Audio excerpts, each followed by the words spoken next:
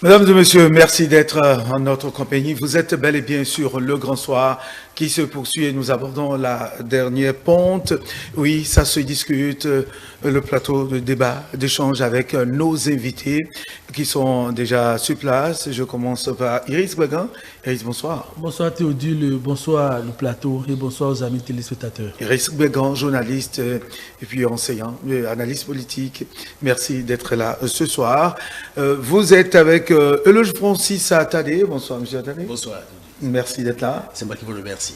Euloge Francis Atadé, expert en communication, expert électoral et puis analyste politique. Merci de partager régulièrement ce plateau avec nous. Et puis nous avons également le grand juriste du plateau de Ça se discute qui est avec nous ce soir, Julio Tometti. Bonsoir. Bonsoir Théodule, il n'y a pas de grand qui soit. Julio Tometti, juriste, voilà, juriste, analyste politique. C'est avec eux que nous allons tenir l'haleine jusqu'à 21h ce soir. Ce 20 mars, mesdames et messieurs, la communauté française mondiale célèbre la journée internationale de la francophonie. Selon les statistiques, il y a 321 millions de francophones dans le monde, avec des milliards de contenus culturels, d'où le thème cette année avec un nouveau concept, la découvrabilité à travers le numérique, moyen par lequel l'espace francophone mondial s'imprègne des nouvelles, des partages et acquiert des connaissances. On en parlera ce soir.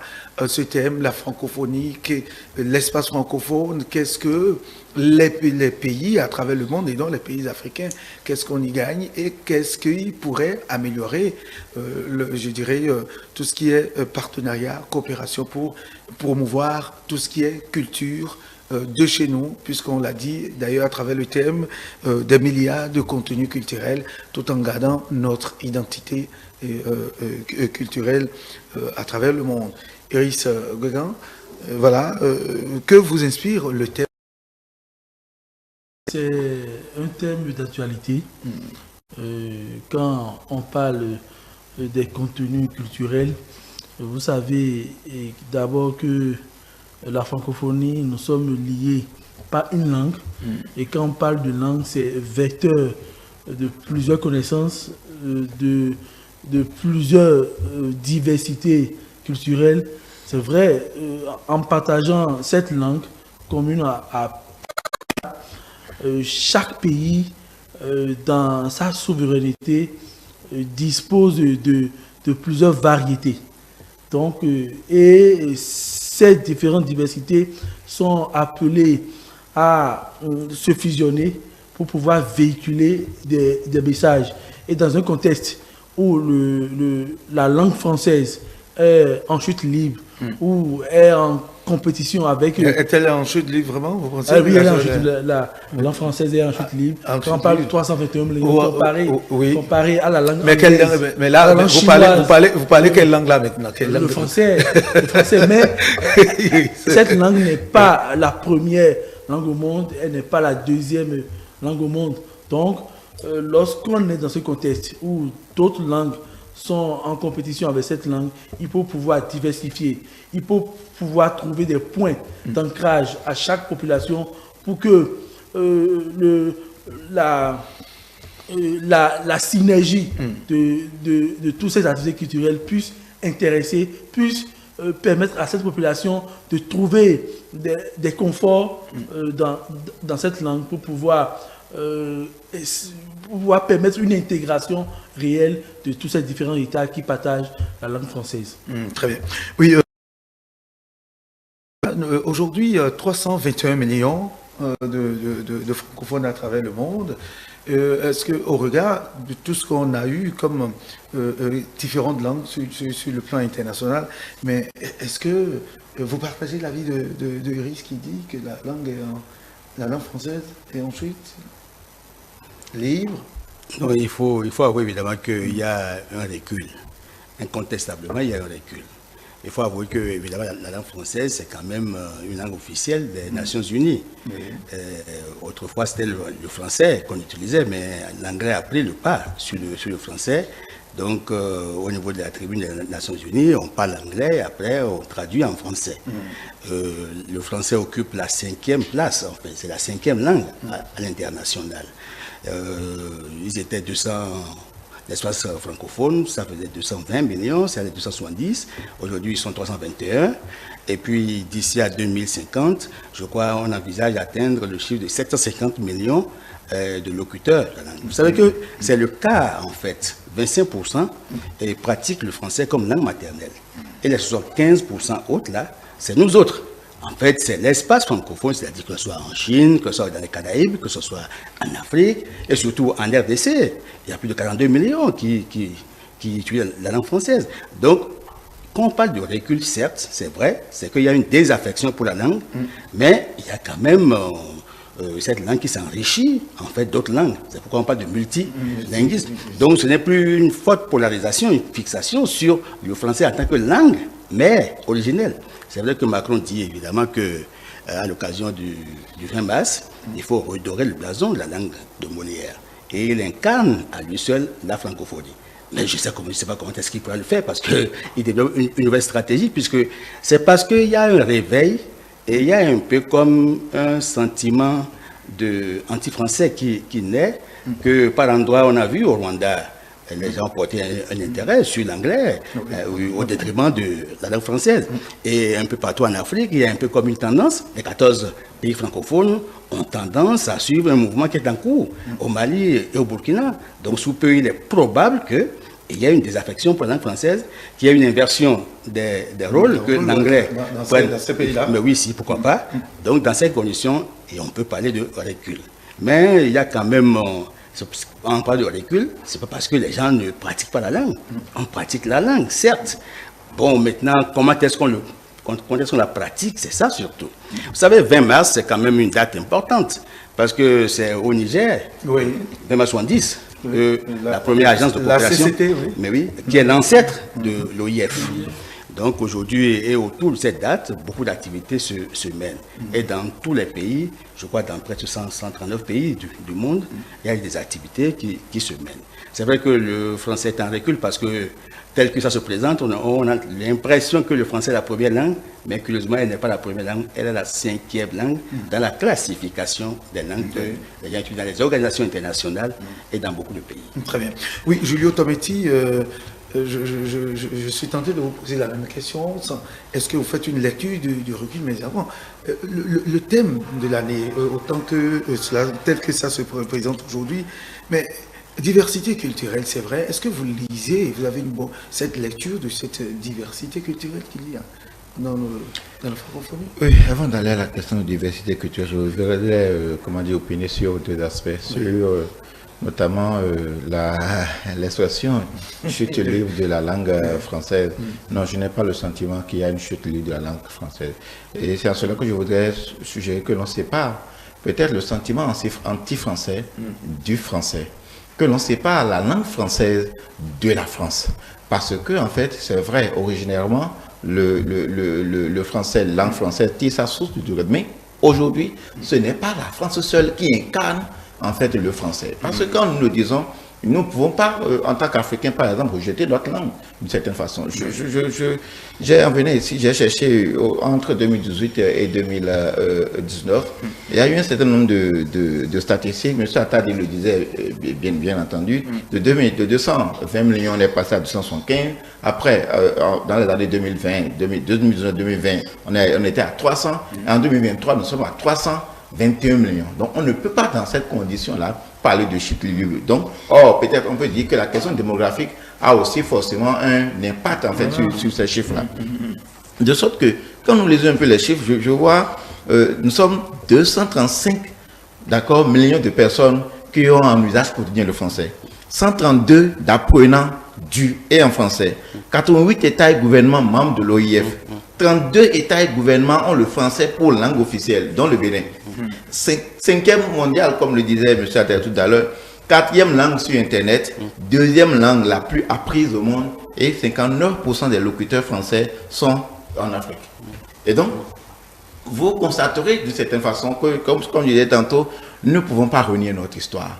Sauf que moi, aujourd'hui, excusez-moi, je me vois français, j'apprends en français, je réfléchis en français. Vous voyez en français quand nous aurions été capables, peut-être de développer nos langues maternelles pour leur donner une forte connotation, aussi bien au plan interne, pour que ça ait la chance, en fait, de surpasser les frontières, nous pouvons, en fait, renier, en fait, notre origine. Je considère le français comme étant notre origine, qu'aujourd'hui, nous ne sommes pas en mesure de renier. Donc, acceptons le fait et tentons de le séparer en fait de sentiments anti-français qui gangrènent quelque peu en fait les relations. Sur la question du numérique, en fait, la diversité culturelle, comment créer des contenus, vous le voyez un peu, nous sommes à l'ère du numérique. Et donc, je constate donc que toutes les célébrations, d'une certaine manière, cherchent en fait forcément un lien avec le numérique. La journée du 8 mars, c'était pour une plus grande inclusion des femmes dans le digital, dans le numérique, d'une certaine manière, l'accès aux femmes. Aujourd'hui, l'OIF choisit en fait le numérique pour en fait diversifier beaucoup plus la langue française. C'est-à-dire quoi? Aujourd'hui, vous le constatez, quand nous allons, je le disais tantôt, c'est la 4e langue sur Internet. Et en milieu francophone, on aura tendance à apprendre à considérer que le français est peut-être la première langue ou peut-être la deuxième langue, mais juste à la 4e position.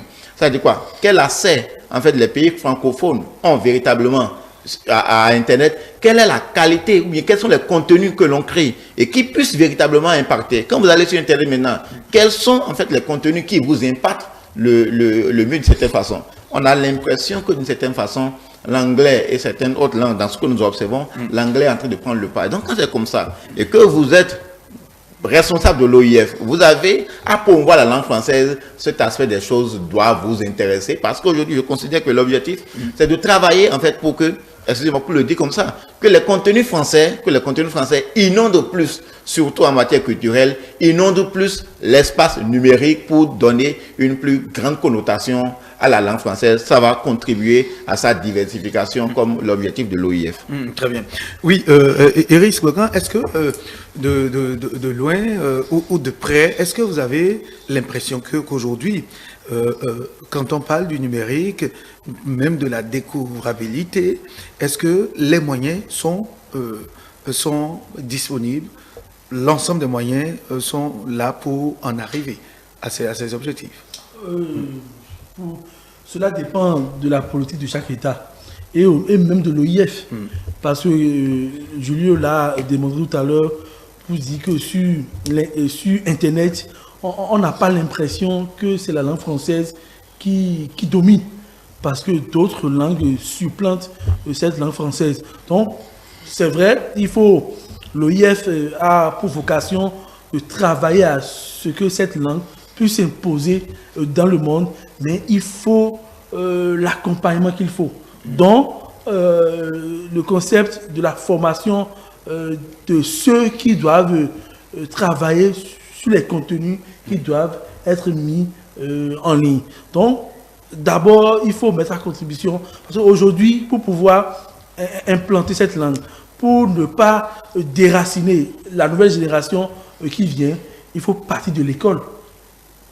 Parce que c'est là, les enfants, les apprenants se familiarisent avec cette langue. Donc, il faut passer par les enseignants, leur donner les moyens et aussi d'autres pôles pour que les contenus soient diversifiés. Parce que ce sentiment d'anti-français qui est aujourd'hui perceptible, surtout en Afrique de l'Ouest, est visible, et ce qu'il faut craindre, c'est que les dirigeants de ces pays, je vais parler du Mali, du Burkina, ne décident pas de virer vers d'autres nations pour ne pas remettre en cause cette langue officielle. Donc l'OIF a tout intérêt de former ceux qui ont ce pouvoir de former d'autres apprenants, et aussi les milieux qui sont encore imperméables à cette langue. Pour les langues maternelles, on parle de maîtres alphabétiseurs. Il faut aussi penser à ces locuteurs de langue française dans nos campagnes, dans nos villages, pour qu'ils puissent, pour embraser ceux qui ont échappé au système éducatif formel. Il y a des gens qui sont analphabètes, qui n'ont pas pu s'inscrire dans le système éducatif formel. Alors ceux qui ne sont pas dans ce système, il faut que des locuteurs soient formés comme on le fait dans la langue maternelle et avec des contenus ou il y a des livres qu'on peut essayer de rédiger, des manuels. Je trouve le bout des manuels pour qu'on puisse impacter ces différents analphabètes pour qu'eux aussi puissent être partie prenante de cette langue. Oui, même question avec vous, monsieur Tadé, mais tout en allant loin. Est-ce que véritablement, parce que dans certains pays francophones d'Afrique, il y en a, même au cours des cérémonies officielles, on mélange le français à la langue,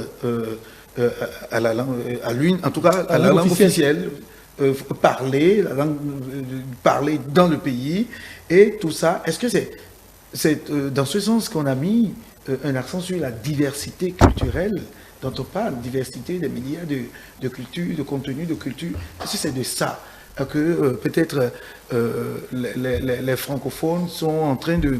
Est-ce que c'est je dirais, en observant ça, ils ont voulu l'inclure, tenir compte de ça pour que le message puisse passer, pour que le français ne meure pas? Non, mais en fait, ils sont conscients qu'en France, les autres, ils n'ont que le français. Or, dans les pays des Caraïbes, en Haïti, en Afrique, et même dans certains pays anglophones, vous voyez évidemment qu'il y a plusieurs langues que nous parlons, ce qui forcément est une richesse. Alors, et vous savez que la francophonie veut investir des sphères.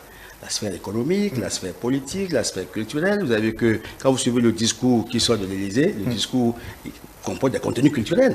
Donc un accompagnement, parce qu'on sait évidemment que c'est nous qui enrichissons en fait la langue française. Et aujourd'hui, on peut fonder la dynamique de l'apprentissage de la langue sur l'apport en fait des autres pays dans lesquels ce français est pratiqué à la langue originelle. Donc c'est ça qui amène à parler évidemment de la diversité enrichissante. Je crois évidemment que dans certains pays, vous avez que le français, il n'est pas parlé. Un peu comme, de bout en bout. Mais oui, un peu comme ça se fait à l'hexagonal. Bon, au Cameroun, il y a le français de Moussa. Au Gabon, vous avez un autre type de français. Et bon, c'est ici chez nous, au Bénin, Dahomey d'hier, qu'il y a le français plus châtillé.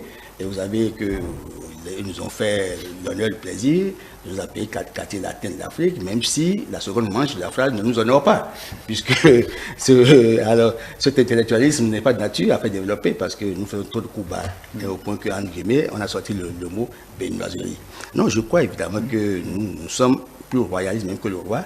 Le béninois parle plus français que le français de la France, honnêtement, puisque nous sommes plus méticuleux, regardants, dans la stylistique aussi bien que dans la grammaire, beaucoup moins que les Togolais, beaucoup moins que les Ivoiriens, beaucoup moins que donc ce pays-là cité ne s'en bien. Ah mais oui, non mais écoutez, non mais c'est quand même une réalité. C'est une réalité, d'accord. Oui. Mais écoute, le Bénin reste le Bénin. Et nous sommes. Vous voyez que évidemment il fut un temps où c'est la plupart des Béninois qui, à travers les migrations, impactent la gouvernance de plusieurs pays en Afrique. Et les Béninois, il y a des communautés béninoises qui sont installées dans plusieurs pays. Donc le Bénin reste demain après tout en fait une référence. Du point de vue de la langue, vous avez vu que les présidents français, ils ont beaucoup plaisir à venir au Bénin. Et ils savent que le Sénégal et le Bénin constituent en fait des points stratégiques. C'est des points focaux en fait, de l'apprentissage de la langue et de la promotion de la langue.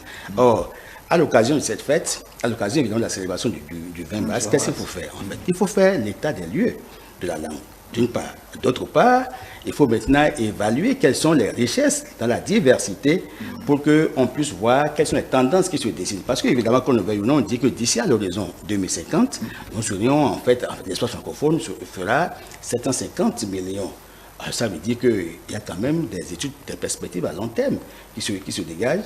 Le français, quoique une langue qui perd un peu, qui recule, le champ d'influence, parce que dans les organismes internationaux, dans les institutions internationales, que ce soit même au niveau du comité international olympique, CIO, mais vous avez le français. Vous avez à l'OTAN le français. Les 27 pays de l'OTAN, vous avez le français. Le secrétaire général des Nations Unies, mais écoutez, il est francophile. Mais cependant, le français n'a pas la valeur, l'importance que les autres langues ont. C'est pourquoi j'ai dit que le français est 5e langue à l'échelle mondiale. Donc, il faut dire évidemment que les États dans lesquels le français a été introduit, les locuteurs de la langue française ont enrichi cette langue, contrairement aux Français eux-mêmes qui n'ont que ça comme langue maternelle. Et quand les statistiques sont interrogées, vous voyez que 25% en fait pratiquent, parlent rien que le français comme langue maternelle. Mais il y a 75% en fait, et puis c'est ça, c'est la diaspora et c'est l'outre-mer, ce qu'on appelait autrefois l'outre-mer, là où la France a eu de l'influence et a impacté à travers la langue étant un vecteur d'échange, un vecteur de communication, parce que c'est en fait un tremplin pour permettre de faire des sauts dans la culture de l'autre. Donc aujourd'hui, ils savent qu'ils ne peuvent plus imposer en fait le français tel que c'était. Il ne peut plus imposer la culture française telle que c'est. Il doit tenir compte des cultures autochtones. C'est ce qui enrichit en fait le français d'aujourd'hui. Et c'est ça qui fait l'intérêt du thème qui a été choisi. Donc je trouve évidemment qu'à cette occasion, ça répond aussi à la nouvelle stratégie de Macron par rapport à la nouvelle donne africaine. Donc ça veut dire évidemment qu'on n'est plus dans la rigidité de l'apprentissage de la langue, mais on est dans l'influence réciproque, l'interférence pour enrichir le français, afin que cette langue ne meure pas face évidemment à l'hostilité qui se dégage. Très bien. Oui, Julio Tometti, votre avis sur la question? Non, c'est-à-dire, tout est dit. Vous l'avez si bien dit, ça fait partie en fait d'une nouvelle stratégie en fait, de conquête linguistique, parce que vous voyez, de moins en moins les hommes ne voyagent plus. Ce qui nous met le plus en contact d'une certaine façon, c'est l'Internet, c'est le numérique. Et donc, les hommes voyagent aujourd'hui à travers le numérique. Le numérique est donc devenu un moyen de conquête. Donc, si vous voulez faire la promotion d'une langue aujourd'hui, vous ne pouvez... Moi, je lis le terme en fait comme un objectif d'un milliard de contenus culturels. Je lis ça comme un objectif.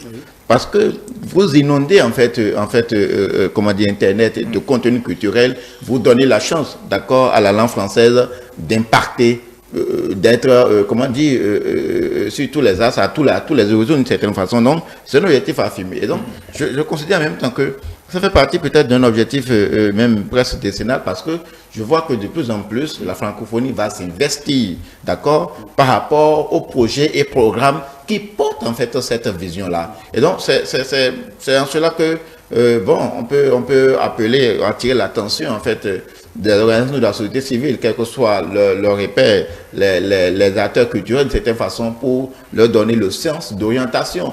Quand je dis sens d'orientation, c'est quoi faire pour avoir le meilleur financement, pour faire la promotion en fait de son art, de sa culture, et en le faisant, vous faites la promotion de la langue française. Donc cela s'accorde bien avec l'objectif de cette journée.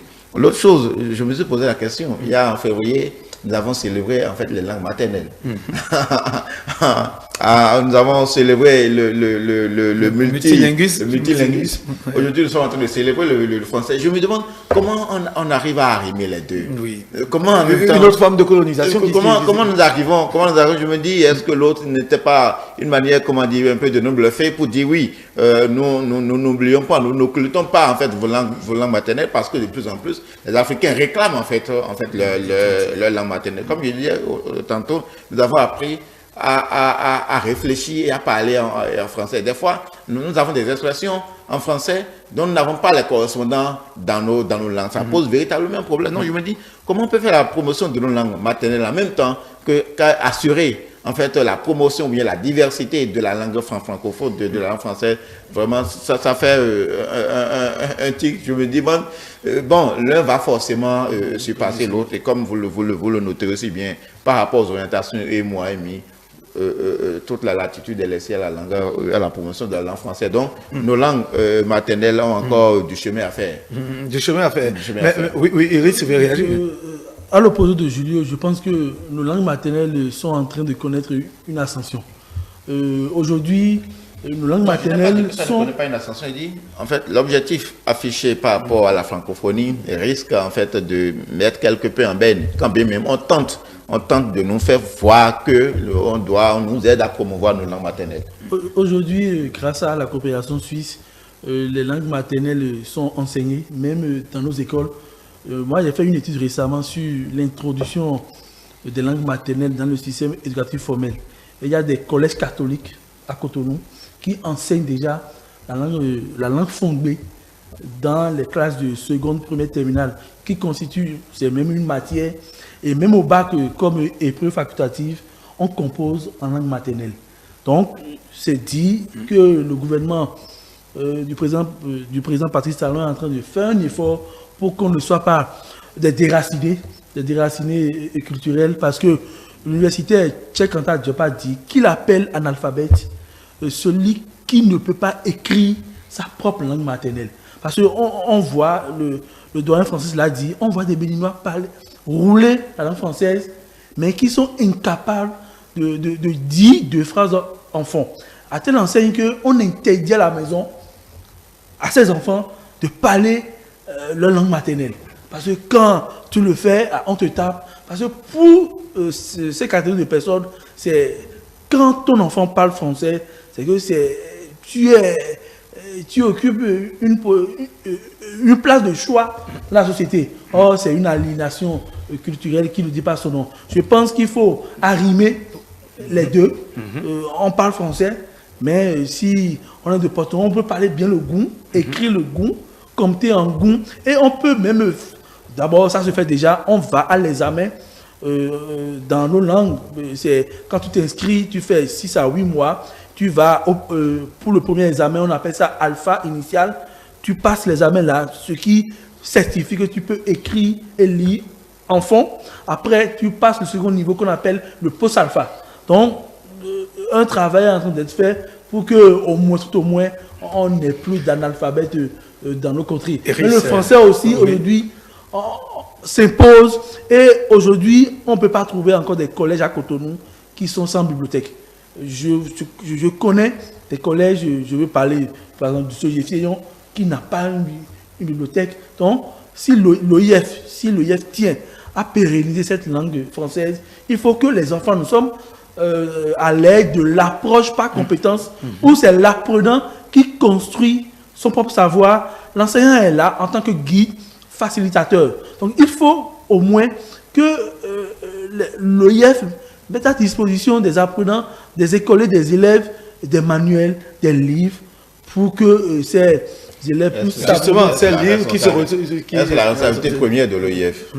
Non, ce n'est pas la responsabilité première, mais c'est une des responsabilités pour cette organisation de travailler à ce que cette langue ne disparaisse pas.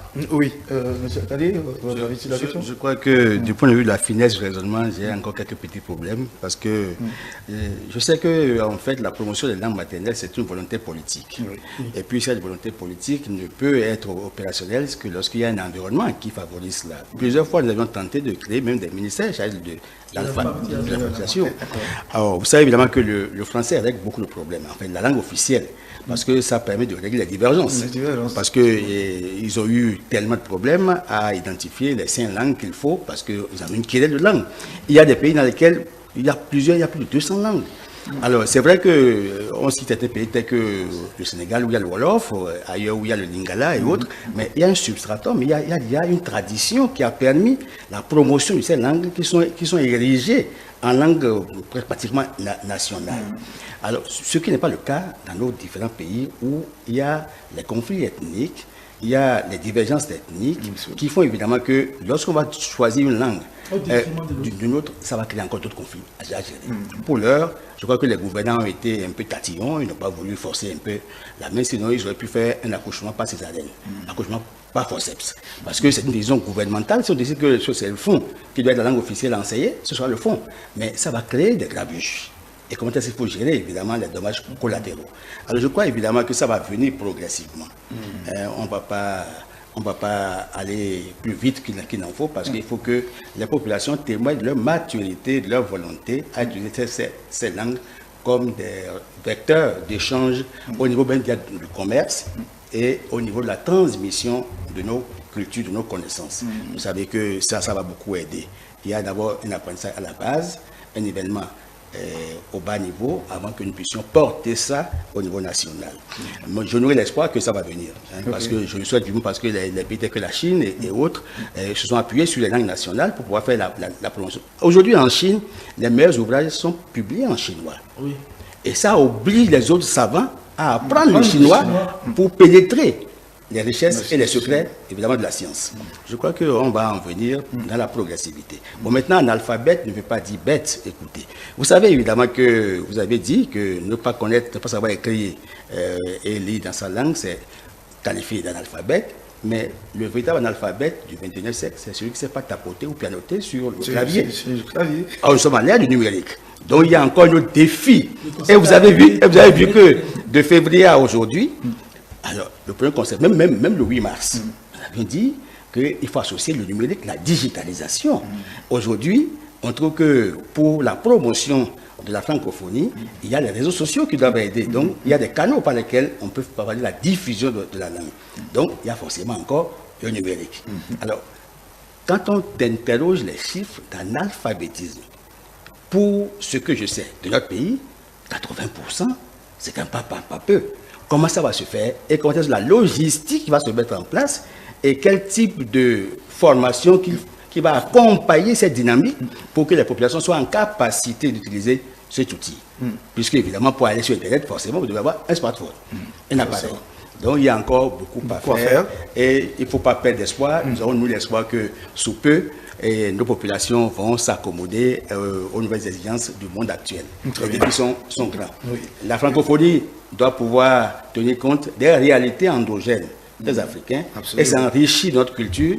Parce qu'aujourd'hui, je suis heureux qu'à travers la stratégie nouvelle de la France, Macron dit que désormais, il y a des financements pour l'éducation, pour la culture, car c'est un pôle important dans la nouvelle diplomatie française. Voilà. Cet aspect, justement, d'Emmanuel Macron à Julio, nous allons terminer avec ce sujet-là. Mais cet aspect, et là, on parle de contenu, des milliards de contenus culturels. On associe tout ce qui est musicien, etc., homme des théâtres. N'est-ce pas là une nouvelle forme de colonisation ou d'expansion de la langue française qu'on est en train d'observer? Oui, je vous ai dit que c'était une volonté affichée. Et le meilleur outil aujourd'hui de le faire passer, parce que en parlant du sentiment anti-français tout à l'heure, quel est le canal par lequel ça se fait beaucoup plus voir si ce n'est pas en fait le numérique, sinon Internet. Et donc, pour en assurer le contre-pied et pour en assurer la promotion, on ne peut que passer par ce même canal aujourd'hui, qui est un canal incontestable. Vous noterez bien, en fait, l'impact que le numérique ou bien les réseaux sociaux ont sur un certain nombre de gouvernements. Vous prenez les États-Unis avec Twitter aujourd'hui, vous savez l'impact que cela représente de cette façon. Donc, au-delà d'une question de langue, c'est une question géopolitique d'intérêt majeur d'une certaine façon. C'est ça que je me dis des fois, comment dire, les Français ou bien la France a souvent tendance à vouloir, ils trouvent les moyens de feinter en fait tout ce qui peut constituer des entraves. C'est-à-dire, lorsque vous les attaquez sur un plan, ils trouvent un autre plan pour continuer d'une certaine façon à assurer ce qui est déterminant pour eux. C'est en cela que je trouve ce peuple, excusez-moi de le dire, ce peuple extrêmement formidable. Moi, je trouve je n'accuse pas, oui, non. En fait, le plus formidable, c'est quoi? C'est ceux qui arrivent à assurer, à garantir leur intérêt comment dire, à tout moment. C'est-à-dire quoi? Si d'autres, comme les nôtres, excusez-moi, n'arrivent pas à être suffisamment responsables, on dit, bon, il n'y a pas d'amis, il n'y a que des intérêts. La France n'a pas d'amis, la France n'a que des intérêts. Ça, c'est un vieux dicton et qui a toujours, en fait, sa place. Ça veut dire quoi? En fait, en matière de coopération, c'est chacun vise ses intérêts, chacun sait ce qu'il a accueilli chez l'autre et pourquoi, en fait, il va auprès de l'autre. Donc, il n'y a pas lieu d'accuser la France, il y a lieu à ce que chaque État fasse beaucoup plus de responsabilité. Quand vous assurez vos intérêts, forcément, ça constitue un contre-pied pour l'autre, mais on ne peut pas accuser l'autre de travailler à assurer ce qu'est la promotion de ce qui le détermine lui-même aux yeux du monde. Et aujourd'hui, qu'on le veuille ou pas, le français est une âme. La France peut faillir un peu partout. Mais le français, je le disais tantôt au départ, aujourd'hui, ce n'est pas que la France. Mais de manière originelle, même c'est vrai que ça s'allume quand vous prenez le Québec, le Canada, ce n'est pas que le truc là. Donc, il y a certains autres États européens et un peu partout qui sont déterminés grâce aux Français. Pourquoi on ne les attaque pas? Et c'est la France que l'on attend de notre attaque. Je pose cette question. Moi, je me dis, il faut séparer le sentiment anti-français de la langue française, parce que je continue de croire que nous ne pouvons pas renier tant que nous n'avons pas encore trouvé un moyen de substitution en nous fondant sur ce qui nous détermine nous-mêmes. Oui, il faut dire évidemment que le français aujourd'hui, la francophonie dont nous parlons, est portée par Macron en France aujourd'hui. Vous avez vu le style des autres présidents. On a vu Hollande, on a vu Sarkozy. Ce n'est pas le même genre. Aujourd'hui, en France, vous savez que, en fait, autrefois, il existait un secrétaire d'État dédié à la francophonie. Il y avait aussi un ministre délégué à la francophonie, mais il n'y a plus ça. Donc, c'est Macron qui incarne la francophonie parce qu'il a un amour immodéré pour la langue. Il estime qu'il incarne la culture, et quand vous le voyez manipuler la langue, il a le sentiment de faire la promotion par lui-même de la langue française. Donc, c'est encore une autre question. Et en parenthèse, ça ravit les Français. Oui, bien sûr. Ça ravit les Français. Et c'est, en fait, comment dire, la finalité de toute politique, de tous acteurs de son rang, de travailler d'abord à contenter les siens avant de se préoccuper, en fait, de l'humeur des autres. C'est ça. Il y a cette différence contenu, vous l'avez dit, les musiciens, les poètes seront hommes de théâtre, tout le monde, à contribution, toujours pour pérenniser cette langue. Moi, je pense que c'est une colonisation moderne qui ne dit pas son nom. J'ai l'intime conviction qu'on ne peut jamais se développer dans une langue étrangère.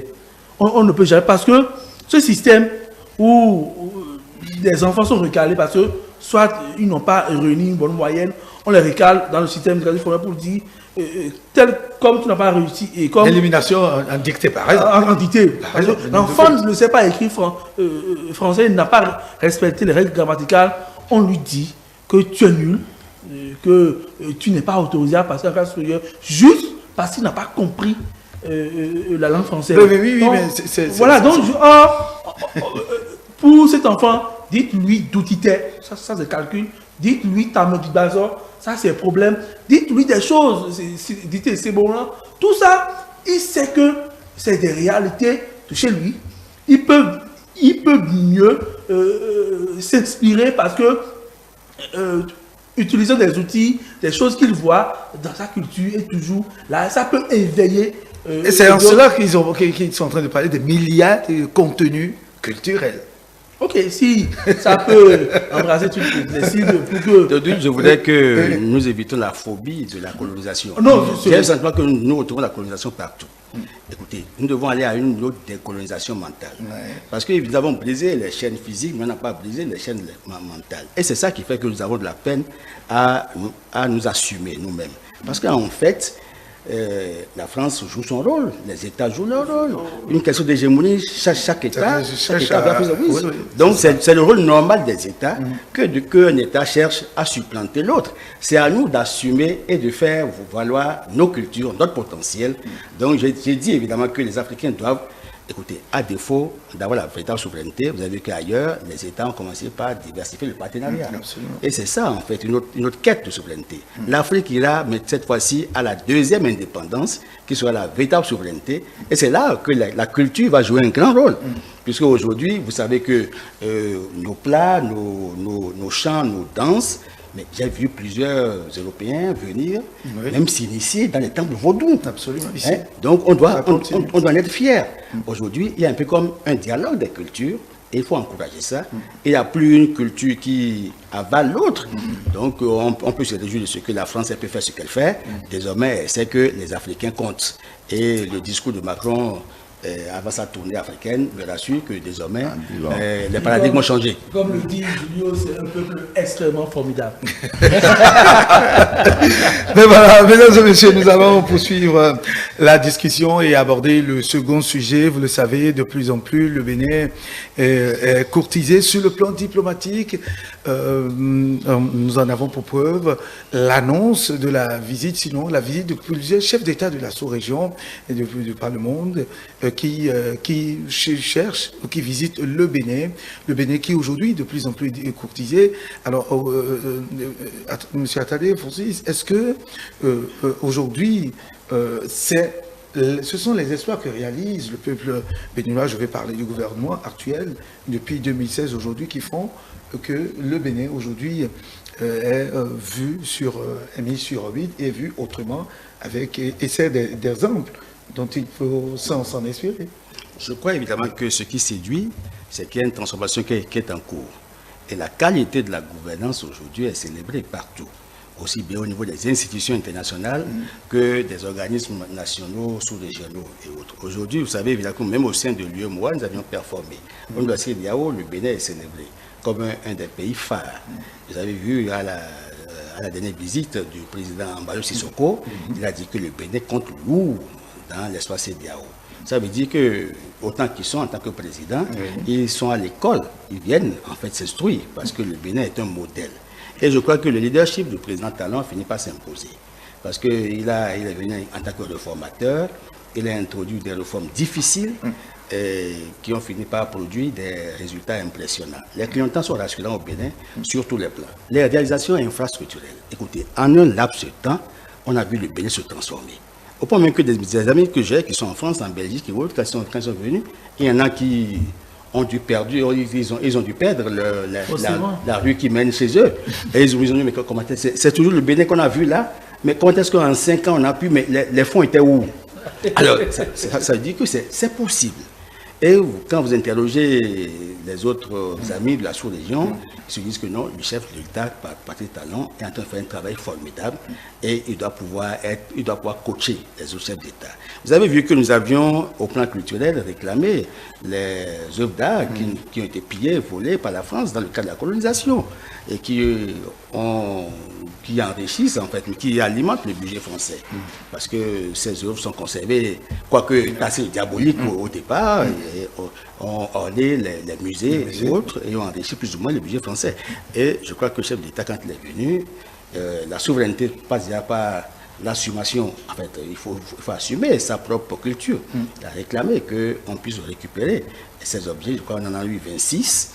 Et au niveau de l'espace communautaire, les autres présidents ont dit à Patrice Talon qu'il a fait un travail formidable et qu'il plaide, on le prend comme un avocat des autres États pour qu'ils puissent les aider, pour qu'il y ait des facilités afin que ces États retrouvent les objets. Premier aspect. Second aspect, vous avez vu qu'au niveau de la conduite des affaires publiques, aujourd'hui, le Bénin a un leadership dans l'espace CEDEAO, UEMOA et la sous-région qui séduit. Nous avions fait des propositions, par exemple, dans le cadre des grands enjeux, notamment la lutte contre le terrorisme.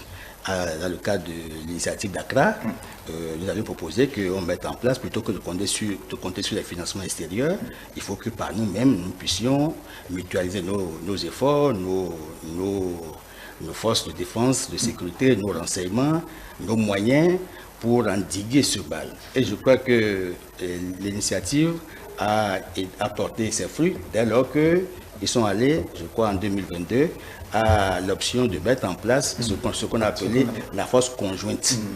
Et vous avez vu que la CEDEAO aussi a imité et on a dit qu'il faut mettre une force régionale pour contrer le mal. Donc au niveau de la lutte contre le terrorisme, le Bénin a fait des propositions pertinentes qui ont séduit. Au niveau de l'espace CEDEAO, dans le cadre de l'instabilité des institutions et des coups d'État répétitifs qui viennent saper la base normative, le fondement juridique des États, ils ont dit, le Bénin a fait une proposition pour qu'on renforce le protocole additionnel de la CEDEAO qui porte sur la gouvernance des États.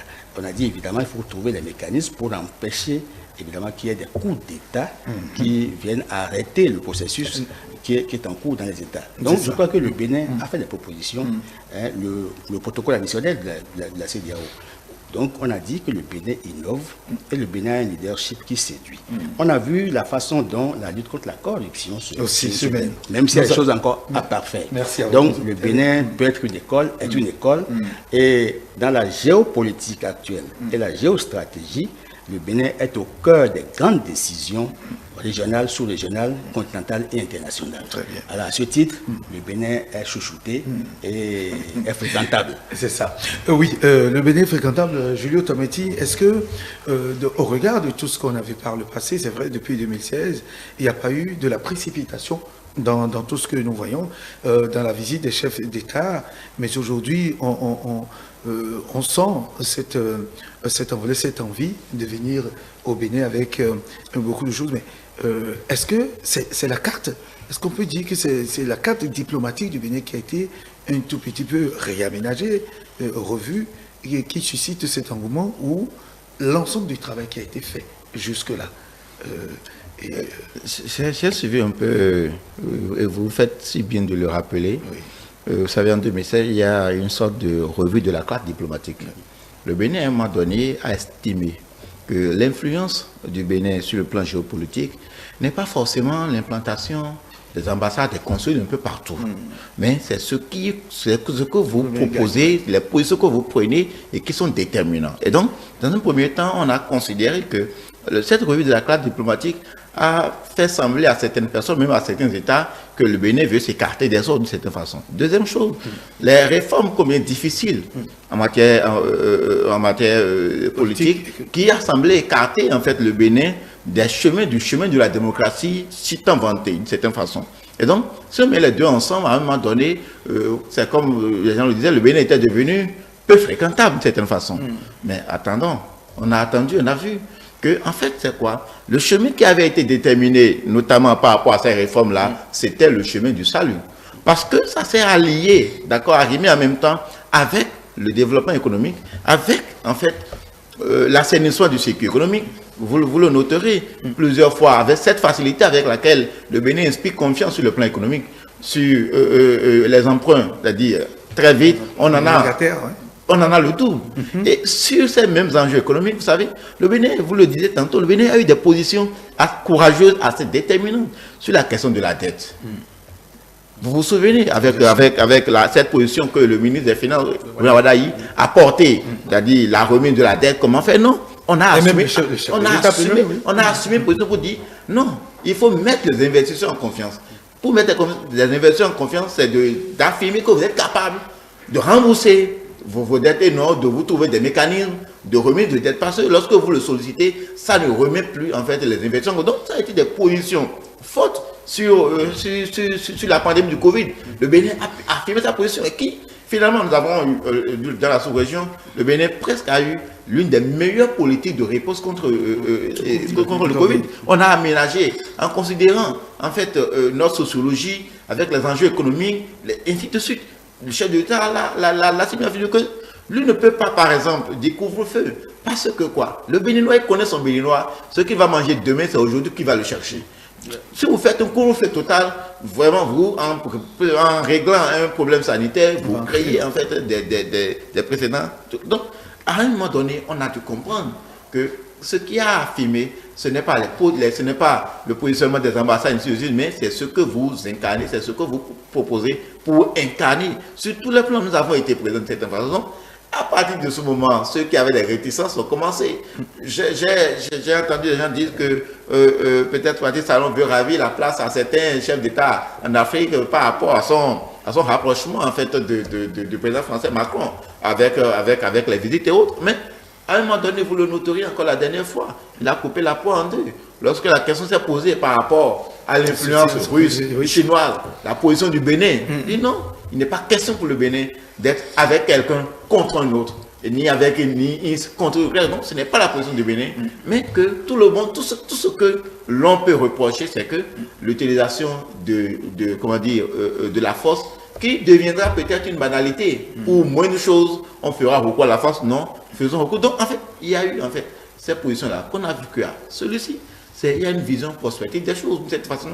À partir de ce moment-là, le Bénin devient un modèle sur beaucoup de plans, dans lequel les gens, les autres chefs d'État peuvent venir s'inspirer, peuvent venir puiser. Et il a montré toute son intention, toute la bonne foi, être en même temps dans les impératifs économiques politiques que sociaux de sa communauté. Et donc, le problème se pose pas. Ce n'est pas que le Bénin était peut-être désavoué aujourd'hui et de cette manière aujourd'hui. Non, c'est en fait, il se disait, comme les Béninois, bien entendu, il disait, ce n'est pas pour dire, comme quelqu'un l'a dit, je ferai leur bonheur contre eux, contre leur volonté. Non, mais il dit, ils ne me comprendront pas aujourd'hui, mais demain, ils verront la pertinence de ce que nous sommes en train de semer pour l'avenir. Oui. Déjà, il y en a qui projettent, qui voient le président de la République, Patrice Talon, regarde de tout ce qu'il y a comme espoir, occuper des postes au plus haut niveau, président de la CEDEAO, président de l'Union africaine, par exemple. Par exemple, il y en a qui rêvent, Julien. On lui a proposé ça pour la présidence de l'UEMOA. Oui. Et il a dit que tel que... Il y a eu des exigences. Ça se fait actuellement, que lui ne prendra pas la tête comme ça, mais qu'il va arriver à des réformes. Et ce discours de l'affirmation de soi, le doyen Francis l'a dit, Julio l'a dit, on sent un Bénin qui ne s'aligne plus derrière les autres. On sent un discours d'audace. Et c'est pour la première fois que je vois, lors de la première visite du président Patrice Talon à Paris, aux Champs-Élysées, on voit un président qui serre la main au président Macron. Le discours, la tonalité. On sent un président qui sait là où il va. Et il a dit au début que le Bénin va se révéler au monde. Et nous sommes en train de voir parce que des records sont tombés, des performances sont enregistrées, que ce soit dans l'UEMOA, dans l'espace UEMOA, au CEDEAO, en Afrique. Et quand on voit le président parler, on sent un président qui connaît dans tous les domaines. Dans tous les domaines. Et c'est pour ça, telle une fille adolescente, le Bénin devient la risée de tout le monde. Parce que quand une fille qui est très jolie, qui a des atouts physiques, forcément, tous les hommes veulent s'aligner derrière pour l'épouser. Donc le Bénin... C'est pas la risée. Non, Vous allez envoyer les téléspectateurs. Oui, non, c'est pas la risée. C'est pas la risée. Convoité. La convoitise. La convoitise. Voilà. Excusez-moi, le Bénin aujourd'hui est au centre de toutes les convoitises dans l'espace sous-régional, régional et international. Et c'est grâce au leadership du président Patrice Talon. Julien, tu as dit sur la question, je dirais la projection qu'on est en train de faire aujourd'hui. Est-ce que c'est pas exclu qu'on voit le président Patrice Talon, qui porte la diplomatie béninoise, aujourd'hui à l'international, viser ses poses? Parce qu'aujourd'hui, le monde, même nos collègues des chaînes étrangères le qualifient en tant que le président moderne qui porte l'Afrique moderne de demain. Bon, je ne sais pas si cela fait partie des visées du président Patrice Talon. Si tel est le cas, et si les autres le jugent digne de leur confiance, d'une certaine façon, pour porter peut-être la voix d'un certain nombre de communautés, que ce soit sous-régional, régional ou même au plan africain international, libre à eux. Mais le président Patrice Talon, d'une certaine manière, a démontré en fait toute la pertinence de son action, la pertinence de ses positions aussi bien au plan interne qu'à l'international. Donc, je pense que toutes les portes le sont ouvertes et j'en profite pour dire ce serait l'un des présidents les plus peut-être courtisés, d'accord, après son mandat. Ce serait l'un des présidents les plus courtisés au plan régional et international. Vous serez là et vous verrez. Les positions seront peut-être encore plus déterminantes. Peut-être Patrice Talon se révélera davantage lui-même, d'accord, après avoir passé ces deux mandats. C'est ça. Oui, monsieur. Non, je partage entièrement les réflexions de mes co-débatteurs parce que, évidemment, depuis un moment, on a su que le Bénin est au cœur de toutes les convoitises. Et je n'en veux pas à mon frère parce que vous savez que le français est nuancé à l'extrême. Parfois, les Français sont alambiqués. Et on fait avec. Ce sont comment il y a nos cousins germains. C'est ça. Puisque nous avons chanté les Gaulois, ils étaient quoi. Alors, la Marseillaise, tout ça. Mais écoutez, ce que je veux dire, c'est qu'aujourd'hui, indubitablement, le leadership du chef d'État béninois impacte. Tel le digital façonne nos vies et impacte nos communautés, tel, Patrice Talon à travers son leadership, impacte, façonne la diplomatie sous-régionale et internationale. Et je veux me réjouir de ce que les positions du Bénin sont très claires. Et il y a des indicateurs qui sont rassurants. Et il ne fait pas dans la dentelle. Il dit ce qu'il pense et il fait des choix conséquents.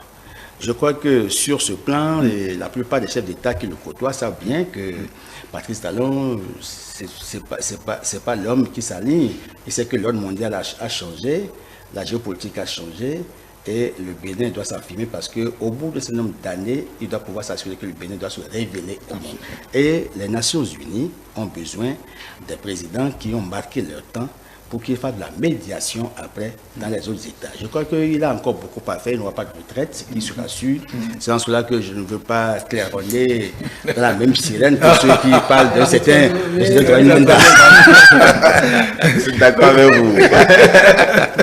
Mais voilà, mesdames et messieurs, merci Francis Loja Tadé, expert électoral, expert en communication, analyste politique, et Julio Tometti, juriste, analyste politique, et Iris Bégan, journaliste, enseignant, analyste politique. C'est avec eux que nous avons partagé ce plateau, oui, le dernier sujet qui porte la voix de tous les Béninois, qui porte la fierté de tous les Béninois, le Bénin qui est aujourd'hui courtisé, puisque des chefs d'État sont annoncés. De grandes rencontres seront aussi organisées ici à Cotonou, puisque nous avons aujourd'hui les infrastructures qu'il faut pour accueillir ces événements. De toute façon, nous sommes encore là, mesdames et messieurs, pour observer, analyser, commenter tout ceci. Merci pour votre attention, merci de nous suivre sur l'ensemble de nos canaux digitaux. Ce serait la fin sur www.etelebene.com, sur Facebook en direct, sur Twitter ETélé Live et sur notre chaîne YouTube ETélé Bénin, sans oublier iOS et Android. Mesdames et messieurs, merci de votre aimable attention. Le meilleur reste à venir et restez toujours en œuvre.